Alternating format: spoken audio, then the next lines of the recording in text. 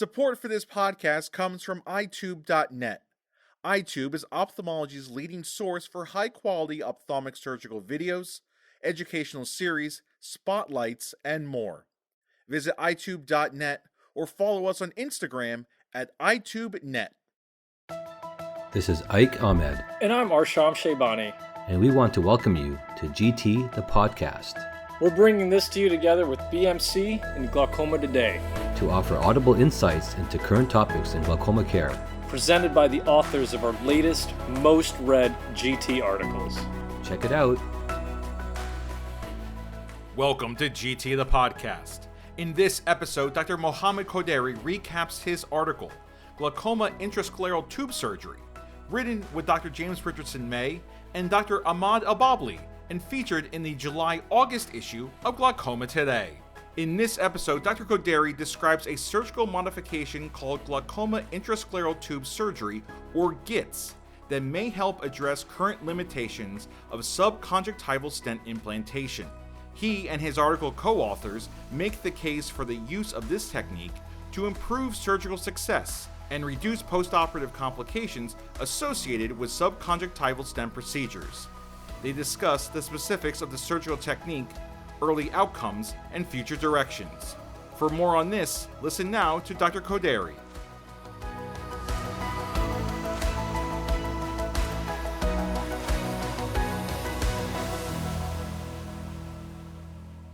Subconjunctival stents, such as the Zengel stent and the pressure flow microshunt, provide IOP control through the formation of a filtering bleb. Despite the efficacy of these devices, fibrosis, bleb failure, and the need for postoperative interventions such as bleb needling can occur. Prior to advances in surgical techniques, bleb-related intervention may have been required in up to 40% of Zen procedures when more than 30% of pressure flow surgeries. A surgical modification we call Glaucoma Intrascleral Tube Surgery, or GITS, may help address these limitations. With this technique, a subconjunctival stent is embedded within a scleral lake, beneath a partial thickness scleral flap. This intrascleral passage alters aqueous flow dynamics and may shield the stent from fibrotic responses. Our experience with GITS suggests that it may improve surgical success and reduce postoperative complications associated with subconjunctival stent implantation.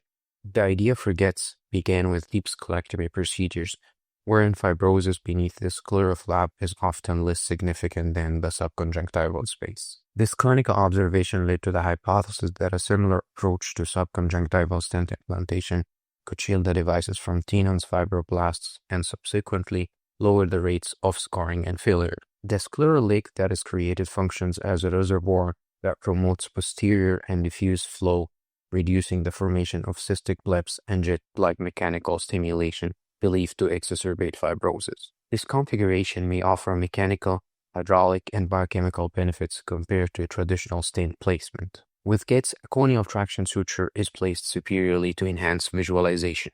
A fornix-based conjunctival incision is made, followed by an extensive fossir dissection beneath the Tenon capsule. Any episcleral tissue remnants are removed, and gentle diathermy is applied.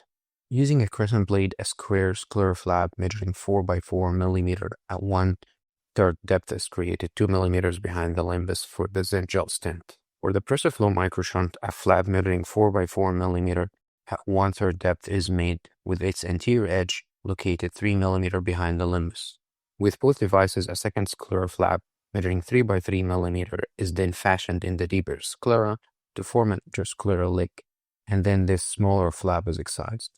Unlike conventional deep sclerectomy, no trabeculodismal window is created, and the dissection is not extended forward to the scleral spur. Mitomycin C 0.2 mg per milliliter is applied with a sponge to the intrascleral lake and as far posteriorly as possible under the conjunctiva for 3 minutes to enhance posterior bleb formation and reduce the risk of small cystic bleb formation. The Zengel stent or the pressure flow microshunt is then injected at the anterior edge of the flap. The superficial scleral flap is repositioned without sutures, and the conjunctiva is closed with 2 cardinal 8 and 10 polygalactin sutures. Subconjunctival injections of dexamethasone and cefuroxime are performed to complete the procedure. A study of 20 patients who underwent GITS with the Zengel stent found that IOP decreased from 24.5 plus or minus 7.9 millimeter mercury to 11.5 plus or minus 2.9 millimeter mercury over 6 months, representing a 51% reduction. Similarly, the average number of glaucoma medication decreased from 3.1 to 0.7. Most notably, no patients required blood needling and complications were minimal. Only 2 cases of choroidal effusion were documented, both of which resolved with conservative treatment. Patients' visual acuity remained stable, with no cases progressing to light perception loss.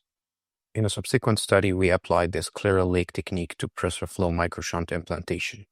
The mean IOP of 11 patients decreased from 29.3 plus or minus 9.8 millimeter mercury to 10.2 plus or minus 2.2 millimeter mercury at 10 months, representing a 65% reduction. None of the patients requiring glaucoma medications at the last follow-up visit, and none required blood needling. Complications were minor. They included 2 cases of choroidal effusion and 1 case requiring an anterior chamber OVD injection. 3 patients lost 2 or more lines of Snellen visual acuity over the course of follow-up. No cases of stent erosion or vision-threatening complications were reported. The improved outcome we observed with GITS may be the result of 3 interrelated mechanisms. Number 1, mechanical protection. The scleral lake physically shields the distal end of the stent from Tenon's capsule and its associated fibroblasts. Number 2, fluid dynamics. Aqueous humor entering the scleral lake may experience diffuse and posterior flow, reducing the amount of focal flow pressure. Number 3, biochemical modulation. By modifying aqueous exposure to Tenon's tissue, the scleral lake may reduce the local concentration of pro-fibrotic cytokines, although further studies are required to confirm this hypothesis.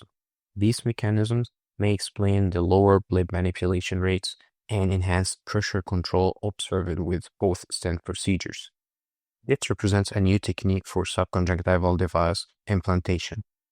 Its adoption could shift practice towards lower postoperative intervention rates, with an enhanced safety profile, particularly in patients who are at higher risk of fibrosis or have a history of surgical failure.